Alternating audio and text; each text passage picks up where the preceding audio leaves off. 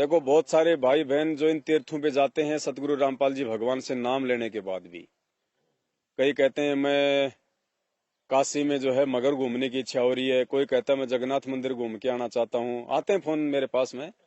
कोई कहता है भगत जी मैं छुड़ानी जाना चाहता हूँ, वहां से गरीबदास जी का वो ग्रंथ साहिब लेके आऊंगा। अरे क्यों 5 किलो वजन सिर पे रख के लाएगा अपने फालतू में, जब भगवान ने उस ग्रंथ साहिब में से हमारे मतलब की चीजें निकाल के हमारे को भक्ति बोध में दे दी। एक एक वाणी इतनी अनमोल है, उसका खुलासा जो किया है परमात्मा ने, क्या जरूरत पड़ेगी, हम क्या समझेंगे हम उस ग्रंथ साहिब को। परमात्मा ने एक सत्संग में बताया कि एक भगत आया मेरे पास में, बोले जी वो वेद मिल जाएंगे आपके पास चारों। तो गुरु जी बोले रे नालायक, पेट में दर्द है, गोली लेके अपना काम कर। हैं? अब डॉक्टर को कह रहा है कि जी आपकी एमबीबीएस वाली पुस्तक मिल जाएगी मेरे को। अरे पेट में दर्द है, जो गोली बना के रख रखी वो तो खाई नहीं जा रही, पुस्तक पढ़ेगा। तो परमात्मा ने एक सत्संग में बताया कि ये गरीबदास जी महाराज जी की जो वाणियां हैं, जो एक ग्रंथ साहिब है जिसका 3 दिन का पाठ इन आश्रमों में किया जाता है, ये एक जंगल है, ये एक वन है, वन। इसमें हर प्रकार की वाणियां, हर प्रकार की इसमें जड़ी बूटियां हैं। और हमारे को क्या रोग है, हमारे मतलब की कौन कौन सी वाणियां हैं, वो परमात्मा ने उसमें से छांट छांट के, जैसे जो डॉक्टर होता है वो जंगल से बहुत सारी जड़ी बूटियां लेके आता है, और जो जिस रोग की होती है उसको कूट काट के उसका वो निकाल के जूस रेक उसमें जो है बोतल में डाल देता है, और मरीज होगा खाली 2 ढक्कन पिएगा और अपना रोग से निवृत्त हो जाएगा।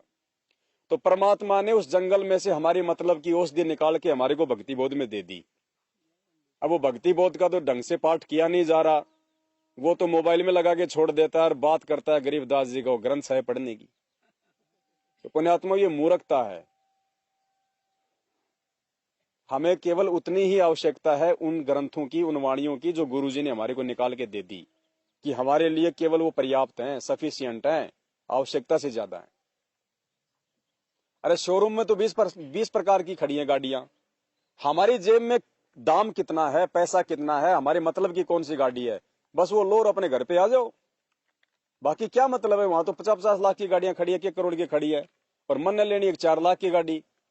तो मुझे क्या मतलब है बाकी गाड़ियों को देखना, घूमना फिरना, जब मैं मेरे लेने की औकात नहीं उनकी,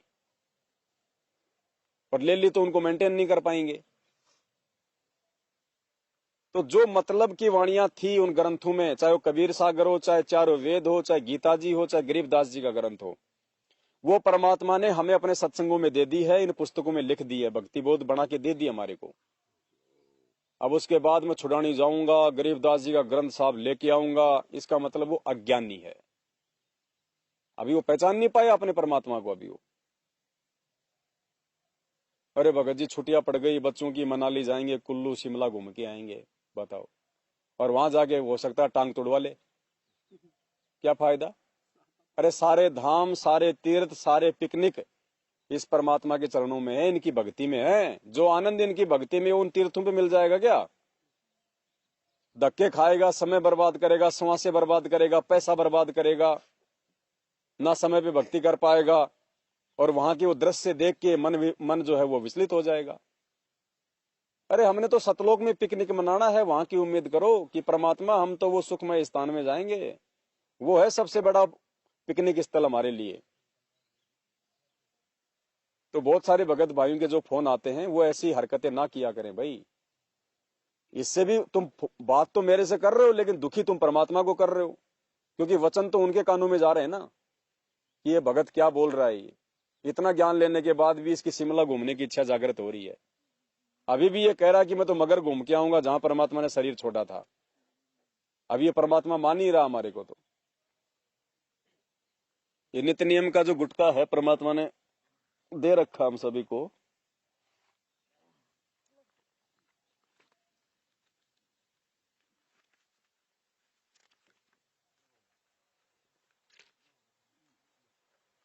इसमें देखो पेज नंबर है ये 23, पेज नंबर 23, गुरु सेवा मातम्य। क्या लिखा है परमात्मा ने? गंगा यमुना बद्री समेते जगन्नाथ धाम है जेते, भर में फल प्राप्त होए न जेतो, गुरु सेवा में फल पावे ते तो।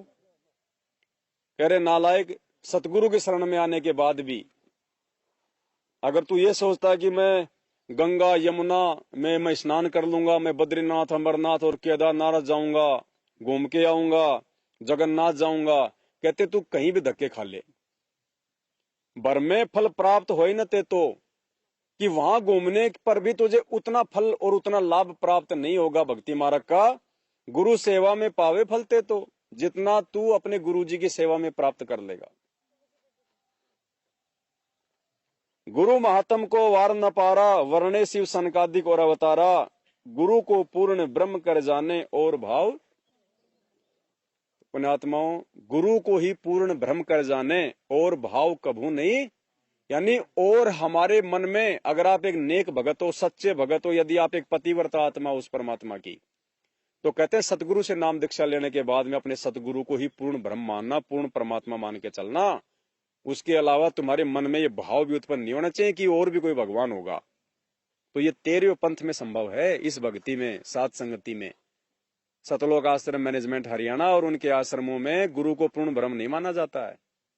अभी जो मंत्र कार्ड परमात्मा ने छपवाया है उसमें सबसे पहला जो मंत्र है, एक तो वहां पे फोटो चेंज करवा दी परमात्मा ने, अपने सतगुरुदेव जी की फोटो लगवा दी, और पहले वहां लिखा होता था गोविंद गुरु, अब परमात्मा ने वहां लिखा दिया पूर्ण ब्रह्म। क्योंकि वाणी क्या कह रही है, गुरु को पूर्ण ब्रह्म कर जाने और भाव किसी और में भगवान देखना भी नहीं है, वरना उसी दिन पतिव्रता धर्म से नीचे गिर जाएगा। पतिव्रता औरत उसी को कहते हैं जो अपने पति के अलावा सौपन में भी किसी और की तरफ ना देखे, चाहे कोई सोने का पुरुष क्यों ना बना के खड़ा कर दिया जाए। ठीक इसी प्रकार हम सभी आत्माएं उस एक ही परमात्मा की हैं, वो हमारा पति है, सबका मालिक है। पति मीन मालिक, स्वामी, वो हमारा पति है। और हम जब तक उसमें पतिव्रता की तरह आस्था नहीं बनाएंगे तब तक वो हमारी मदद, हमारी सहायता नहीं पूरी नहीं करेगा। जब हम पतिव्रता की तरह उसके, एक पतिव्रता का अर्थ है कि जैसे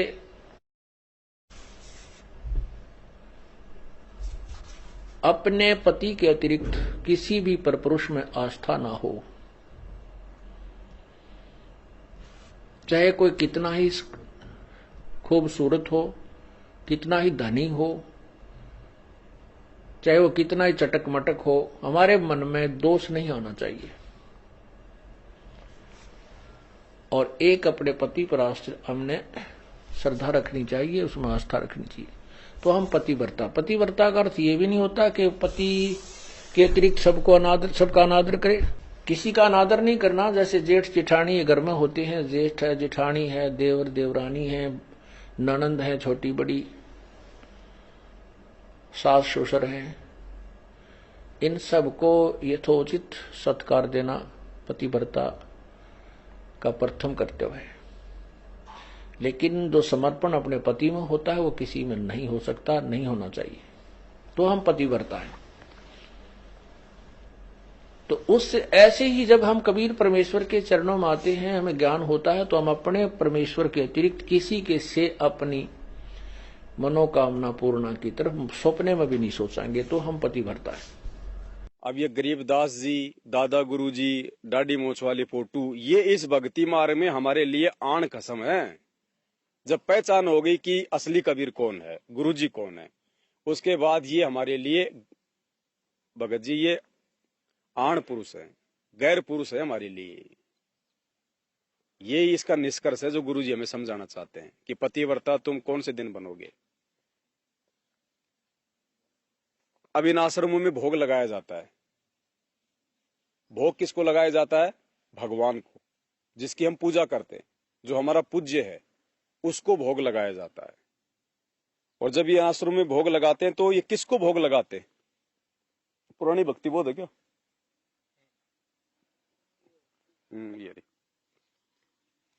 ये पुरानी भक्ति बोध है जो सतलोक आश्रम मैनेजमेंट हरियाणा वाले इसी हिसाब से अपनी भक्ति व्यक्ति करते हैं, जैसी भी वो करते हैं।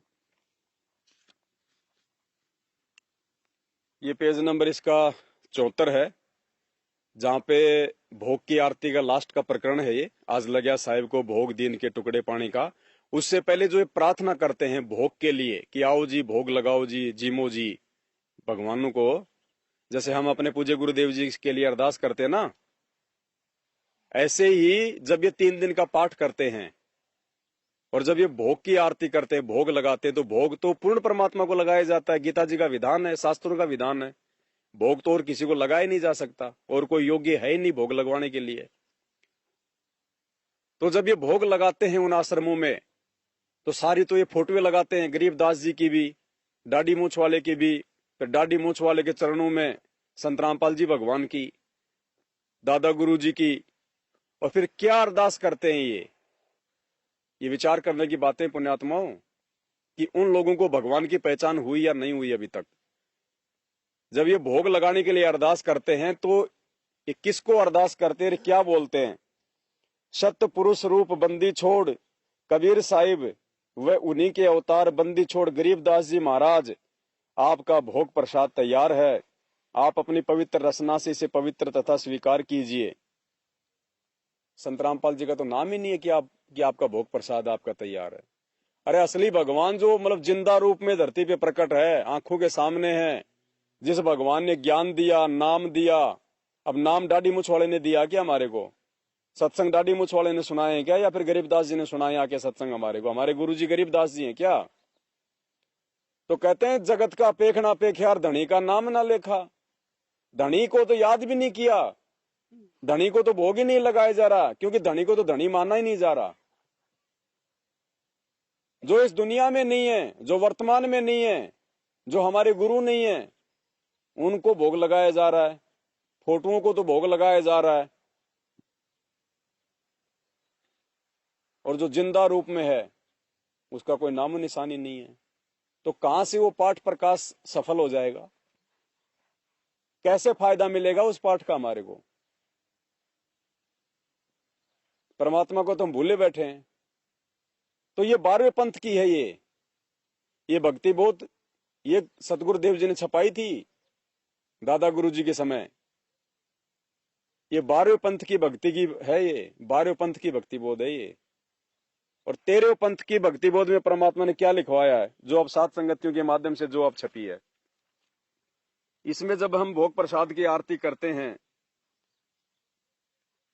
और जब हम प्रार्थना करते हैं भोग लगाने से पहले, तो देखो इसमें परमात्मा ने पेज नंबर 82 पे लिखवाया है, भोग की प्रार्थना में, हे परमपिता परमात्मा, सारी सृष्टि के रचनहार, कुल मालिक, कबीर परमेश्वर, सतगुरु रामपाल जी भगवान, आप जी का भोग प्रसाद तैयार है, अपनी पवित्र रसना से इसे पवित्र करने की कृपा करें। हे परमेश्वर, भोग प्रसाद बनाते समय, लगाते समय या भोग की आरती करते समय हम तुच्छ बुद्धि जीवों से कोई त्रुटि रही हो तो हमें तुच्छ जानकर अक्षमा करें परवरदिगार। यहाँ ना कोई गरीबदास जी है, ना कोई डाडी मूछ वाला कोई कबीर साहब है। यहाँ पे लिखा है कि कबीर परमेश्वर सतगुरु रामपाल जी भगवान। सतगुरु रामपाल जी भगवान का जो वैदिक नाम है, जो वेदों में नाम है, वो है कबीर। ये इनका वैदिक नाम है इस परमात्मा का। ये ना समझो कि वो कबीर नाम से आएगा तो ही वो भगवान सिद्ध होगा, तो ही वो भगवान माना जाएगा। अगर वो कबीर नाम से आएगा तो ही भगवान माना जाएगा, तो फिर सतयुग वाले सतसुकृत कौन थे? त्रेता में जो मुनिंद्र रूप में आए थे वो कौन थे? द्वापर में जो करुणामय रूप में आए थे वो कौन थे? फिर गरीबदास जी का नाम क्यों लेके भोग लगाते हैं ये लोग? फिर अनामी लोक में जो अनामी पुरुष नाम से बैठा वो कौन है? फिर वो तो कबीर नाम तो है ही नहीं। अगम लोक में जो अगम पुरुष के नाम से बैठा वो कौन है? अलख लोक में जो अलख पुरुष के नाम से बैठा वो कौन है? सतलोक में जो सत्य पुरुष के नाम से बैठा वो कौन है? फिर इसका मतलब कबीर जी तो 650 साल पहले आए थे, बस वही भगवान है, बाकी तो है ही नहीं। और अगर वही भगवान है तो वो वर्तमान में है ही नहीं भाई, डाडी मूछ वाले रूप में, तो हमारा तो मोक्ष हो ही नहीं सकता। फिर हम क्यों फिर भक्ति कर रहे हैं? क्यों फिर हमें रातों को फिर ये जाग जाके अपनी आंखें फाड़ रहे हैं? पुण्यात्मा, भगवान को पहचानना पड़ेगा, उसके अनंत रूप हैं। शब्द स्वरूपी उसी को कहते हैं जो कोई भी रूप धारण कर ले, उसका एक रूप नहीं है उस परमात्मा का। शब्द स्वरूपी उसी को कहते हैं कि उस शब्द से परमात्मा कोई भी रूप अपना धारण कर लेता है। जब चाहे जहां वो प्रकट हो जाता है। सत्संगों में परमात्मा ने स्पष्ट किया हुआ है कि वो परमात्मा सतयुग में सत्सुकृत नाम से आए, त्रेता में मुनिंदर नाम से आए, द्वापर में करुणामय नाम से आए और कलयुग में अपने वास्तविक नाम कबीर देव के नाम से आए। फिर आगे गुरुजी कह रहे कि आगे भी वो परमात्मा आता रहेगा भिन्न भिन्न रूप और भिन्न भिन्न नाम धारण करके। तो वर्तमान में वो परमात्मा संत रामपाल जी का नाम धारण करके आ गया। 350 साल पहले वो गरीबदास जी का जो है नाम और रूप लेके आया था। और हम इनको क्यों भगवान मान के पूजे भाई? जब वर्तमान में पहचान हो गई कि परमात्मा ये है तो हम उनको क्यों पूजे भाई? पूजा तो केवल एक ही करनी है।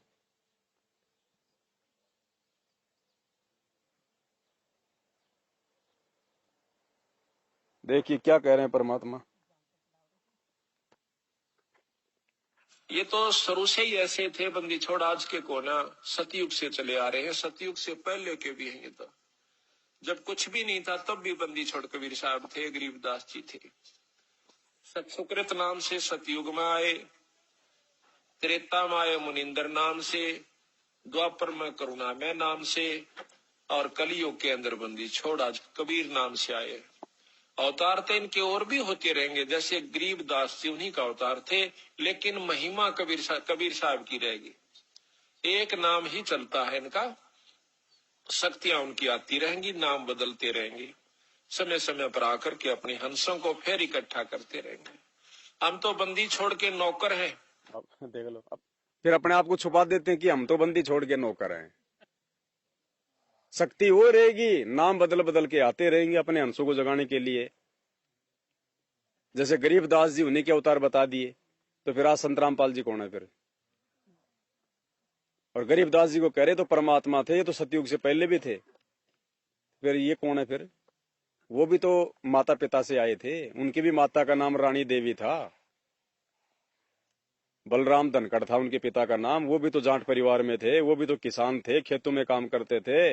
उन्होंने भी शादी करी, 4 लड़के 2 लड़कियां थी। जब वो भगवान हो सकता है, बंदी छोड़ हो सकता है, सतयुग से पहले वाला हो सकता है, तो आज ये परमात्मा क्यों नहीं हो सकता? सतगुरु रामपाल जी भगवान ये बंदी छोड़ क्यों नहीं हो सकता भाई? जब गरीबदास जी लीला कर सकते हैं शादी करने की, बच्चे पैदा करने की, तो ये क्यों नहीं कर सकते? कहने का मतलब है अब हमें परमात्मा ने पहचान अपनी पूर्ण रूप से करवा दी है, और अब हम सभी भाई बहनों ने धोखा नहीं खाना। अब हमने तो भाई हमने कहीं भी किसी भी मक्का, मदीना, अमरनाथ, चाहे छुडानी, गंगा, जमुना, शिमला, ऊटी, मनाली बहुत घूम लिए। अरे क्या घूमेंगे आज हम? आज अगर घूमने भी जाएंगे तो इस कंगाली में किसी से 5-10 हजार रुपए का कर्जा ही होगा हमारा। और जब पहले हम राजा महाराजा थे तो हम लोग मतलब फ्री ना घुमा करते थे। जैसे आज नरेंद्र मोदी देश का प्रधानमंत्री राजा है, आज उसका विमान हमेशा तैयार रहता है, चाहे वो किसी भी देश में घूम लो, कहीं भी चले जाओ। तो ऐसे जन्म तो हमने बहुत भोग लिए। कोटि जन्म तू राजा की, ना मिटी ना मन की आशा। ये इच्छाएं कभी पूरी नहीं हो सकती। तो ये सारी इच्छाएं तो परमात्मा के चरणों में इस भक्ति से, ज्ञान से पूरी होंगी। और अगर फिर वो पिकनिक भी मनाना है तो फिर वो सतलोक में मनाएंगे। फिर वास्तविक जगह तो वो है फिर वो पिकनिक मनाने की। तो वहां की उम्मीद करो।